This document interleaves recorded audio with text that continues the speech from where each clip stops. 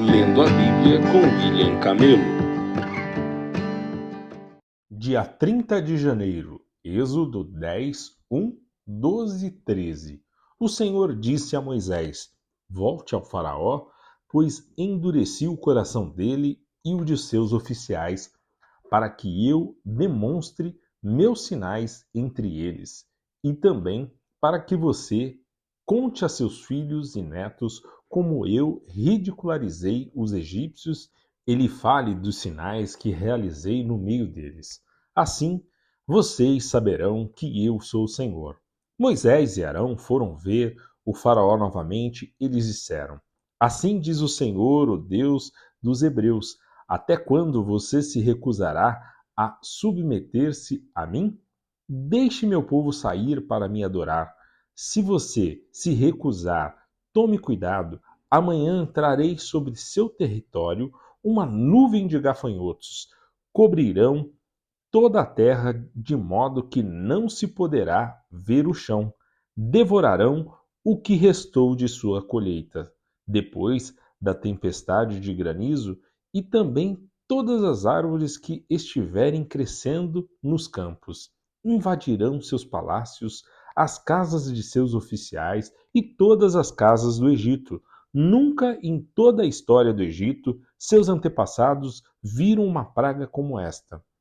Quando terminou de falar, Moisés deu as costas ao faraó e saiu. Os oficiais da corte se aproximaram do faraó e suplicaram: Até quando o faraó permitirá que esse Moisés seja uma ameaça para nós? Deixe os homens saírem para adorar o Senhor, o Deus deles. O faraó não vê que o Egito está em ruínas? Logo Moisés e Arão foram trazidos de volta à presença do faraó. Está bem, disse ele, vá e adorem o Senhor, seu Deus, mas quem exatamente irá? Moisés respondeu: Iremos todos, jovens e velhos, nossos filhos e filhas e todos os nossos rebanhos, pois celebraremos uma festa em homenagem ao Senhor. O faraó retrucou: Sem dúvida, precisarão que o Senhor esteja com vocês. Se eu permitir que levem seus filhos pequenos, eu sei do plano mal intencionado. De jeito nenhum, só os homens poderão sair para adorar o Senhor, pois foi isso que vocês pediram, e o faraó mandou expulsá-los do palácio. Então o Senhor disse a Moisés: Estenda a mão sobre a terra do Egito, para que venham os gafanhotos, que eles cubram a terra do Egito e devorem todas as plantas que sobreviveram à tempestade de granizo. Assim, Moisés estendeu a vara sobre a terra do Egito e o Senhor fez soprar um vento leste sobre a terra durante todo o dia e toda a noite. Quando amanheceu, o vento leste havia trazido os gafanhotos. Eles invadiram todo o Egito e desceram em nuvens densas sobre seu território. De uma extremidade à outra, foi a pior praga de gafanhotos em toda a história do Egito, e jamais houve outra igual, pois os gafanhotos cobriram toda a superfície e escureceram a terra. Devoraram todas as plantas nos campos e todas as frutas nas árvores que tinham sobrevivido à tempestade de granizo. Não restou uma só folha nas árvores, nem nas plantas em toda a terra do Egito. Sem demora, o faraó mandou chamar Moisés e Arão e lhes disse: Pequei contra o Senhor seu Deus e contra vocês. Perdoem meu pecado apenas mais esta vez e supliquem ao Senhor seu Deus que ele me livre desta morte. Moisés deixou a corte do faraó e suplicou ao Senhor. O Senhor respondeu e mudou a direção do vento. Fez soprar um forte vento a oeste que levou os gafanhotos para o Mar Vermelho. Não soprou um só gafanhoto em toda a terra do Egito. Mas o Senhor endureceu o coração do faraó e ele se recusou a deixar o povo de Israel sair. O Senhor disse a Moisés: Estenda a mão em direção ao céu, e a terra do Egito ficará coberta de escuridão tão densa que poderá ser apalpada. Moisés estendeu a mão em direção ao céu e uma escuridão profunda cobriu toda a terra do Egito por 3 dias. Nesse período, as pessoas não conseguiram ver umas às outras e nem saíam do lugar. Mas onde viviam os israelitas havia luz, como de costume. Por fim, o faraó mandou chamar Moisés. Vão e adorem o Senhor, disse ele. Podem até levar seus filhos pequenos, mas deixem seus rebanhos aqui. De jeito nenhum, respondeu Moisés. Por acaso o faraó nos daria os animais necessários para as ofertas e os holocaustos ao Senhor, nosso Deus? Todos os nossos animais devem ir conosco. Não podemos deixar nenhum casco para trás. Temos de escolher dentre esses animais para adorar o Senhor nosso Deus. E só saberemos como adorar o Senhor quando chegarmos lá. Mais uma vez, porém, o Senhor lhe endureceu o coração e o faraó se recusou a deixá-lo sair. Fora daqui, gritou para Moisés. Estou avisando, nunca mais apareça diante de mim. No dia em que vir meu rosto, você morrerá. Muito bem, respondeu Moisés. Nunca mais verei seu rosto novamente. Então o Senhor disse a Moisés: atingirei o faraó e a terra do Egito com mais uma praga. Depois disso, o faraó os deixará sair de seu território. Quando por fim ele permitir que saiam, praticamente expulsará. Diga a todos os homens e mulheres israelitas que peçam objetos de prata e ouro a seus vizinhos egípcios. O Senhor havia feito os egípcios verem o povo com bons olhos. Moisés era tido em alta consideração na terra do Egito e respeitado tanto pelos oficiais do faraó como pelo povo egípcio. Moisés disse: assim diz o Senhor, à meia-noite de hoje passarei pelo meio do Egito, morrerão todos os filhos mais velhos do sexo masculino, em todas as famílias do Egito, desde o filho mais velho do faraó, sentado em seu trono, até o filho mais velho da serva mais humilde que trabalha no moinho. Até mesmo os primeiros machos dentre todos os animais morrerão. Então se ouvirá um grande lamento na terra do Egito, um lamento como nunca houve e nunca mais haverá. Quanto aos israelitas, porém, nenhum cão latirá contra eles ou seus animais. Com isso, vocês saberão que o Senhor faz distinção entre os egípcios e os israelitas.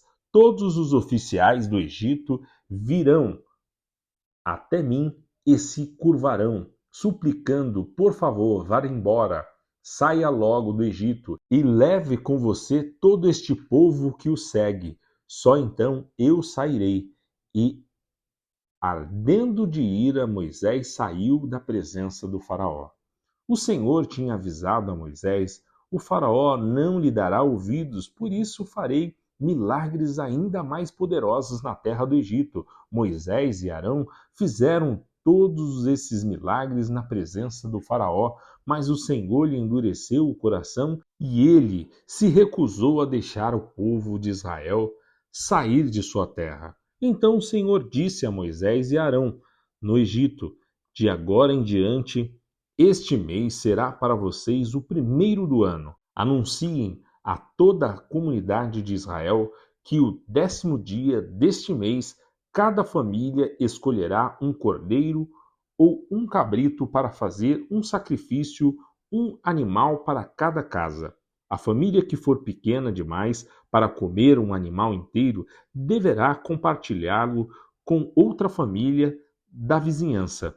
O animal será dividido de acordo com o número de pessoas e a quantidade que cada um puder comer. O animal escolhido deverá ser um cordeiro ou um cabrito de 1 ano, sem defeito algum. Guarde bem o animal escolhido até a tarde do 14º dia do primeiro mês. Nesse dia, toda a comunidade de Israel sacrificará seu cordeiro ou cabrito ao anoitecer. Em seguida tomarão um pouco do sangue e o passarão nos batentes laterais e no alto das portas das casas onde comerem o animal. Nessa mesma noite, assarão a carne no fogo e a comerão acompanhada de folhas verdes amargas e de pão sem fermento. Não comerão a carne crua nem cozida. O animal todo, incluindo a cabeça, as pernas e as vísceras, deverá ser assado no fogo. Não deixem sobrar para a manhã seguinte. Queimem o que não for consumido antes do amanhecer. Estas são as instruções para quando fizerem a refeição. Estejam vestidos para a viagem, de sandálias nos pés e cajado na mão. Façam a refeição apressadamente, pois é a Páscoa do Senhor. Nessa noite passarei pela terra do Egito e matarei todos os filhos mais velhos e todos os primeiros machos dentre os animais na terra do Egito. Executarei juízo sobre todos os deuses do Egito, pois eu sou o Senhor. Mas o sangue nos batentes da porta servirá de sinal e marcará as casas onde vocês estão.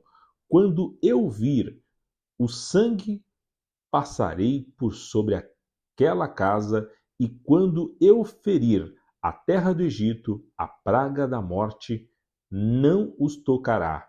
Mateus 21 a 28. Pois o reino dos céus é como o dono de uma propriedade que saiu de manhã cedo a fim de contratar trabalhadores para seu vinhedo. Combinou de pagar uma moeda de prata por um dia de serviço e os mandou trabalhar. Às 9 da manhã, estava passando pela praça e viu por ali alguns desocupados. Contratou-os e disse-lhes que no final do dia pagaria o que fosse justo. E eles foram trabalhar no vinhedo ao meio-dia, e às 3 da tarde fez a mesma coisa. Às 5 da tarde estava outra vez na cidade e viu por ali mais algumas pessoas. Por que vocês não trabalham hoje? Perguntou ele. Porque ninguém nos contratou, responderam. Então o proprietário disse: Vão e trabalhe com os outros no meu vinhedo. Ao entardecer, mandou o capataz chamar os trabalhadores e pagá-los, começando pelos que haviam sido contratados por último. Os que foram contratados às 5 da tarde vieram e receberam uma moeda de prata. Quando chegaram os que foram contratados primeiro, imaginaram que receberiam mais, contudo também receberam uma moeda de prata. Ao receber o pagamento, queixaram-se ao proprietário. Aqueles trabalharam apenas 1 hora, e no entanto o Senhor lhes pagou a mesma quantia que a nós que trabalhamos o dia todo no calor intenso. O proprietário respondeu a um deles: Amigo, não fui injusto. Você não concordou em trabalhar o dia inteiro por uma moeda de prata? Pegue seu dinheiro e vá. Eu quis pagar ao último trabalhador o mesmo que paguei a você.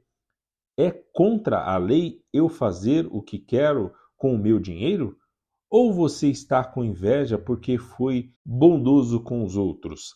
Assim, os últimos serão os primeiros, e os primeiros serão os últimos. Enquanto subia para Jerusalém, Jesus chamou os 12 discípulos e lhes disse em particular o que aconteceria com ele. Ouçam, estamos subindo para Jerusalém, onde o Filho do Homem será traído e entregue aos principais sacerdotes e aos mestres da lei. Eles o condenarão à morte e o entregarão aos gentios, para que zombem dele, o açoitem e o crucifiquem. No terceiro dia, porém, ele ressuscitará. Então a mãe dos filhos de Zebedeu veio a Jesus com seus filhos. Ela se ajoelhou diante dele, a fim de lhe pedir um favor. O que você quer? Perguntou ele.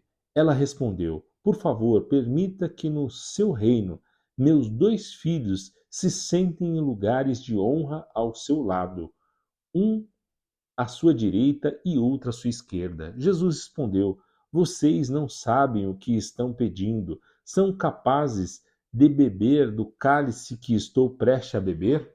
Somos, disseram eles. Então Jesus disse: De fato, vocês beberão do meu cálice. Não cabe a mim, no entanto, dizer quem se sentará à minha direita ou à minha esquerda. Meu Pai preparou esses lugares para aqueles que ele escolheu. Quando os outros 10 discípulos souberam o que os 2 irmãos haviam pedido, ficaram indignados. Então Jesus os reuniu e disse: Vocês sabem que os governantes deste mundo têm poder sobre o povo e que os oficiais exercem sua autoridade sobre os súditos. Entre vocês, porém, será diferente. Quem quiser ser o líder entre vocês, que seja servo, e quem quiser ser o primeiro entre vocês, que se torne escravo, pois nem mesmo o Filho do Homem veio para ser servido, mas para servir e dar sua vida em resgate por muitos. Salmos 25, 1 a 15. Ó Senhor, a ti entrego minha vida, confio em ti, meu Deus. Não permitas que eu seja envergonhado, nem que meus inimigos se alegrem com minha derrota. Quem confia em ti jamais será envergonhado, mas os que buscam enganar o próximo serão envergonhados. Mostra-me o caminho certo, Senhor. Ensina-me por onde devo andar. Guia-me pela tua verdade e ensina-me, pois és o Deus que me salva. Em ti ponho minha esperança todo dia. Lembra-te, Senhor, de tua compaixão e de teu amor, que tens mostrado desde os tempos antigos. Não te lembres dos pecados e da rebeldia de minha juventude. Lembra-te de mim segundo o teu amor, pois és misericordioso, ó Senhor. O Senhor é bom e justo, mostra o caminho correto aos que se desviam. Guia os humildes na justiça e ensina-lhes seu caminho. O Senhor conduz com amor e fidelidade a todos que cumprem sua aliança e obedecem a seus preceitos. Por causa do teu nome, ó Senhor, perdoa meus pecados, que são muitos. Quem são os que temem o Senhor? Ele lhes mostrará o caminho que deve escolher. Viverão em prosperidade e seus filhos herdarão a terra. O Senhor é amigo dos que o temem. Eles lhes ensina sua aliança. Meus olhos estão sempre voltados para o Senhor, pois ele livra meus pés de armadilhas. Provérbios 6, 6 a 11. Aprenda com a formiga, preguiçoso. Observe como ela age e seja sábio. Embora não lhe tenha príncipe, nem autoridade, nem governante, ela trabalha duro durante todo o verão, juntando comida para o inverno. Mas você, preguiçoso, até quando dormirá? Quando sairá da cama? Um pouco mais de sono, mais um cochilo, mais um descanso com os braços cruzados, e a pobreza o assaltará como um bandido, a escassez o atacará como um ladrão armado.